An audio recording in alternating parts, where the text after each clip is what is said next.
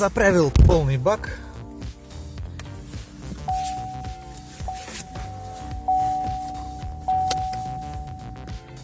А теперь давайте сбрасывать трип. Это совместно, сколько машина пройдет на бензине и на батарейках. Дальше остаток масла. Датчик шин не привязан, поэтому шина не показывает давление. Средняя скорость, по всей видимости. Даже не хочу разбираться, что это. Температура охлаждающей жидкости, температура батареи, но здесь ничего. Трип А сбрасываем 5,3 литра, 477 километров. А трип Б я сбрасывал, по всей видимости, в Беларуси. Нет, я трип А сбрасывал в Беларуси. Странно, да? Ну, короче, давайте и Б тоже скинем. Еще полистаем, это скорость. Ну все. Дальше смотрите, что какие тут приколюшечки есть. По менюшке пройдемся, пока на светофоре стою. Можно выбрать меню. Можно в меню, то есть экран можно вот такой сделать.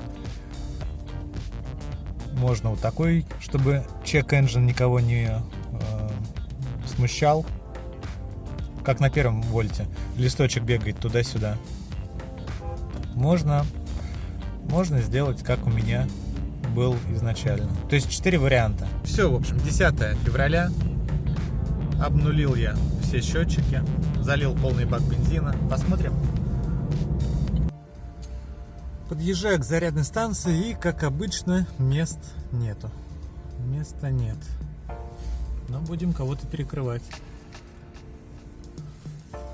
Вот так. И смотрим. 99,9 километров пройдено на батарейках.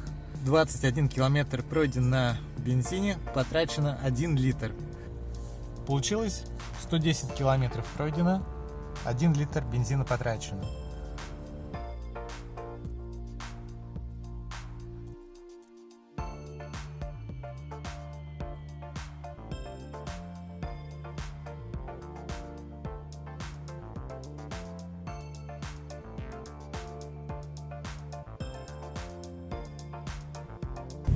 Очередной раз выкатал машину. Такие результаты.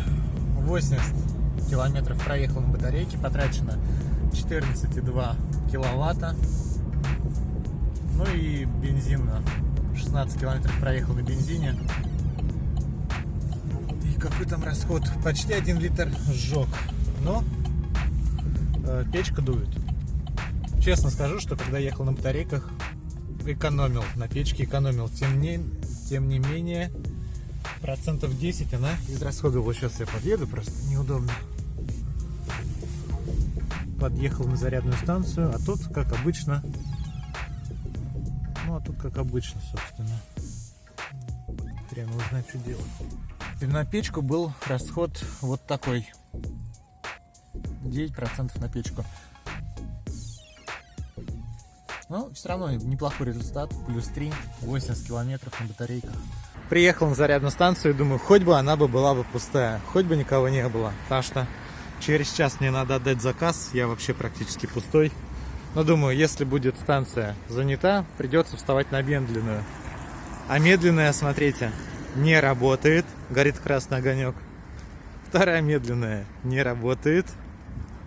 И вон та дальняя тоже горит красный огонек. Давайте посмотрим, где. Здесь, по всей видимости, она работает. Но у меня нету подходящего кабеля.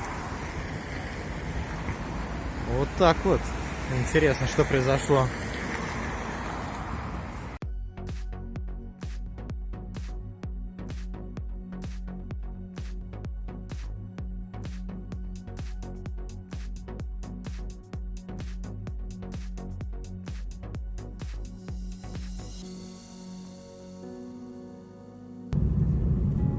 Вот в этом районе, пацаны, я вырос. До 6 лет жил, по-моему, наверное, вот, то ли вот в этом доме, то ли вот в этом. Точно уже и не помню. Ну, еще бы мне помнить. До 6 лет я тут жил. Потом дали квартиру. И мы переехали в соседний, можно сказать, район. Да, это Москва, кстати говоря. Тот, кто Думают, что Москва это высотки. Нет, есть вот такой дом культуры.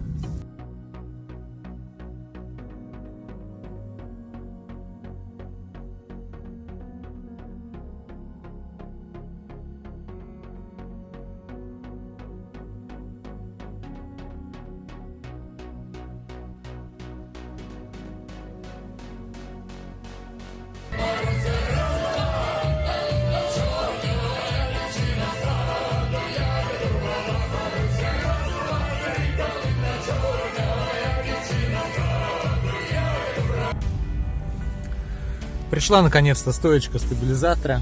Вот такой вот вид она имеет. В магазине очень сильно удивились, говорят, что-то она, блин, какая-то с заковырками. Обычно они по-другому выглядят. Стоит эта деталь 1600 рублей, что рублей на 500 дороже, чем налив. То есть налив в районе 1000, может там, ну плюс-минус эта цифра. Поменять стойку, ну тоже в районе 1000 стоит. Сейчас все узнаем, все обязательно скажу. И посмотрим, пропадет стук или нет. И попрошу еще раз внимательно глянуть на шаровую опору. Все готово. Стойку поменяли. Вот такая цена.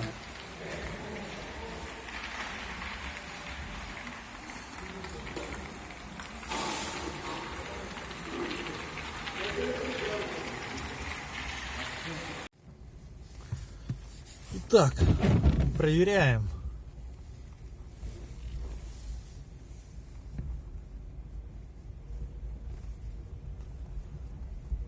Ну, никакого стука нет, пацаны. Все окей. Вот. А по поводу шаровой, конечно, все гораздо хреновее, чем я думал. Сказали ей и матерное слово. Так что. И сказали, желательно машину не использовать. Потому что люфт очень большой. И при этом, ну да, у шаровой большой люфт. Да, если бы не вот эта стойка стабилизатора, но я так бы ездил бы с этой разбитой шаровой. Люфтящей или как это. Так, короче, ямки аккуратненько объезжаем. И снова печка. Потребление 3 киловатта. Я уже подъезжаю к работе. Последний светофор остается. Сделал вот такую вот штуку. Включил макс 25 градусов. И я вам скажу, что в машине прям реально стало тепло. Прям значительно разница по сравнению с эко чувствуется. Я перестал мерзнуть. Ну и расход 3-4 киловатта.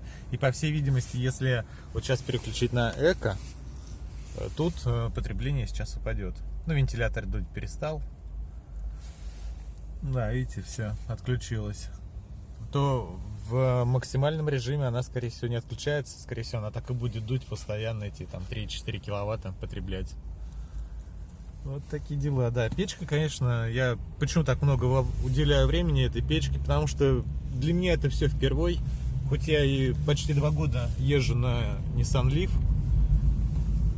Это мой первый опыт езды с электрической печкой. Да, то есть, как вы знаете, у меня в Nissan установлена Webasto. И я езжу все время в тепле. То здесь, конечно, приходится померзнуть. Запустился двигатель, только что пройдено 60 километров на батарейках.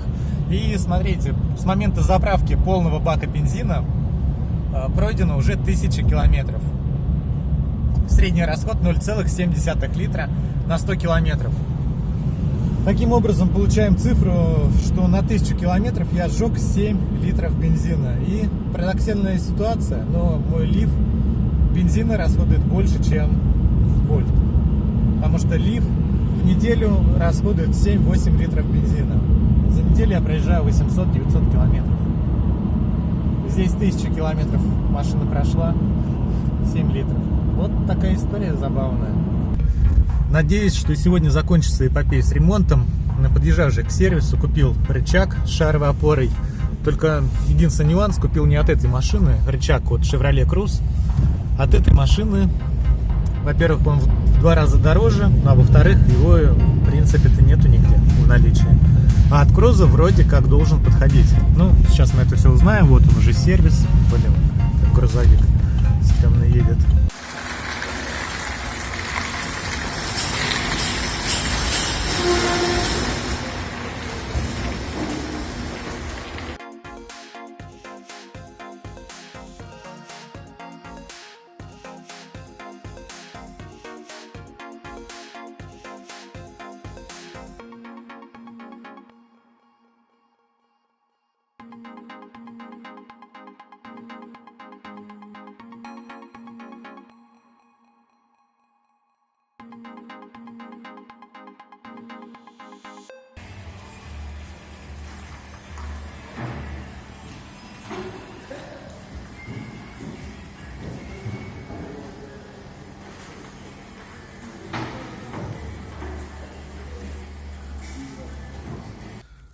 Все, выехал я из сервиса, пока стоял, там машина зарядилась на 4 километра. Теперь можно сказать, что тачка в идеале. Шаровая, новая. Обошлось замена 2900. Да, вот так вот. 2900. Замена рычага, сколько? 1100 и сход разбал 1800. Замечательный сегодня день, 8 марта, выходной. Никто не работает, в том числе зарядные станции. Красный огонек, это означает, что станция не работает. Не работает. Но хорошо, европейские станции не знают, что положено отдыхать по выходным. И пашут без перерыва. Каждый день, 7 дней в неделю. 24 часа в сутки. За 20 минут 7 киловатт. Лето началось. Вот эта машина тоже, ну, скажем так, японского производства, да, не российского, тоже не знает, что надо отдыхать по выходным, особенно в такой день. И тоже пашет и пашет. Уже 2 заказика раскидал, остался 3. 8 марта. Вы гляньте-ка только, 9 марта, ребят. Время 13:35. Там 3 лифа. Да, весело.